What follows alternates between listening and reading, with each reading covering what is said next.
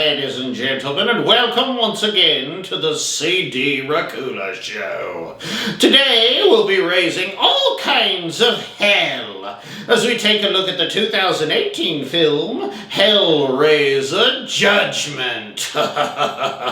Before we go down in the burning fires, if you guys could pleasure me ever so painfully by hitting that subscribe button, I would jump for joy. So let's get into Hellraiser Judgment. That beginning scene in this film is so amazing, and I think makes this film great, or at the very least memorable. Oh, by the way, this is the 10th installment in the Hellraiser franchise. That's a lot of sequels. Must be pretty good. Oh wait, it is. Love the first Hellraiser, by the way, and I did a review of Hulu's Hellraiser film. If you have the time, scamper over and check that out, but only if you have the time. Spoilers are coming in this episode, so buyer beware, my dears. So the beginning of this film shows what some online have called the depiction of hell, but I think it seems more like hell's waiting room, and it's what they call in the film the Inquisition. This is the first look at the Inquisition in the Hellraiser franchise. Oh, and the Inquisition had some memorable characters, for sure. So the first scene, you have this child murderer who gets an anonymous note and ends up at an old wooden house, tied to a chair, and being questioned by a hellishly scary character known only as the Auditor. Oh boy, what an awesomely done character the Auditor was. A killer job on the makeup and prosthetics on him, by the way. Oh, which should be no surprise because the Auditor was played by Gary Tunnicliffe, who did all the makeup for every Hellraiser film, as well as writing and directing this Hellraiser Judgment movie. Oh boy, that's cool. The Auditor, he kind of ran the Inquisition. It was kind of his show. And he had a typewriter with ink tubes attached into the child murderer's veins, where the Auditor basically wrote every wrongdoing the criminal had ever done. And while you were in this Inquisition, and when you're watching the scene, you kind of got the sense that there was no sense of time, or at the very least a warped sense of time, while the Inquisition used the ink flowing from the child murderer's veins to type his precious report. The next character to me was by no means scary, but goodness was he disgusting. The Assessor. Oh my word, was he gross. I mean, the guy literally pours child tears into a bowl, eating these pages with the ink on them, then pukes them into a sink. The naked women, 3 naked women, known as the jury, then stick their hands in the puke and decide if the accused is guilty or not, which of course the child murderer guy is found guilty. That's pretty obvious. Then he's cleaned by some now old naked ladies who lick him clean with their tongues. Then you have the butcher who comes in and chops him and skins him alive. Then it was pretty much game over for him, and off he goes to hell. There he goes to hell. That's how the first scene of this film went, and oh boy, will it stick with you.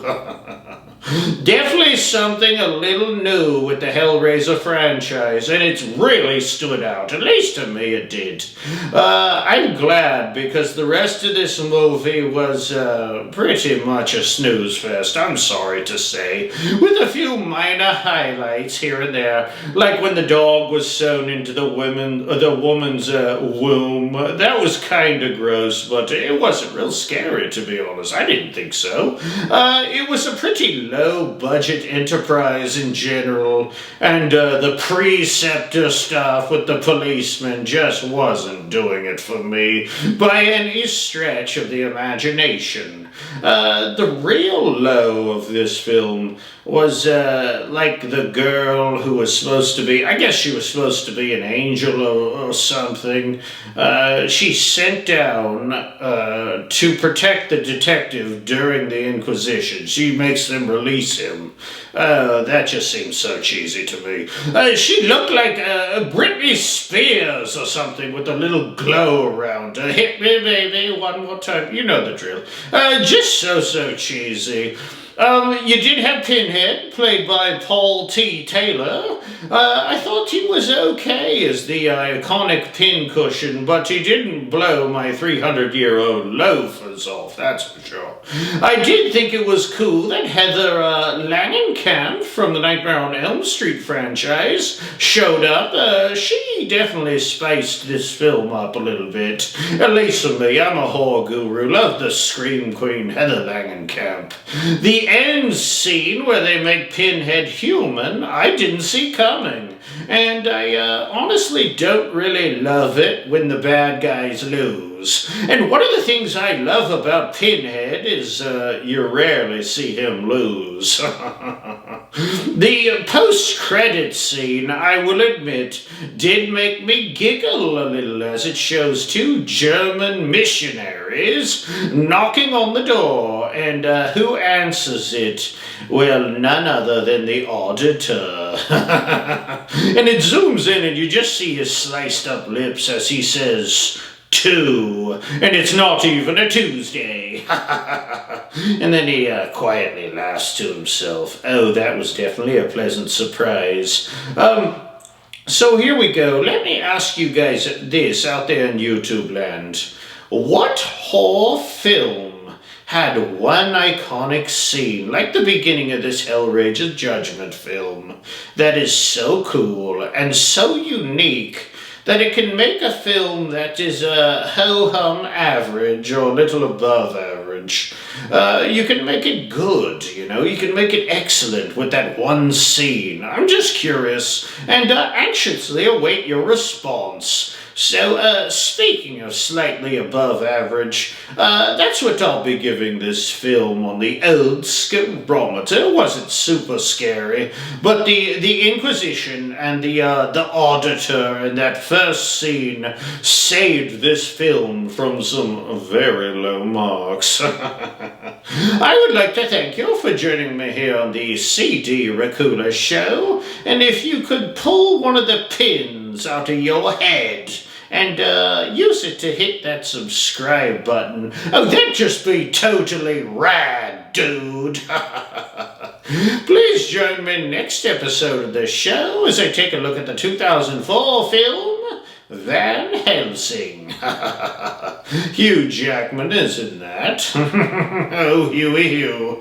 Oh, I can't wait for that episode. Oh, so till next time, my little blood bags out there in YouTube land. Just remember, what is excruciating pain for some is the most exotic of pleasures to others. Bye-bye for now. Bye-bye.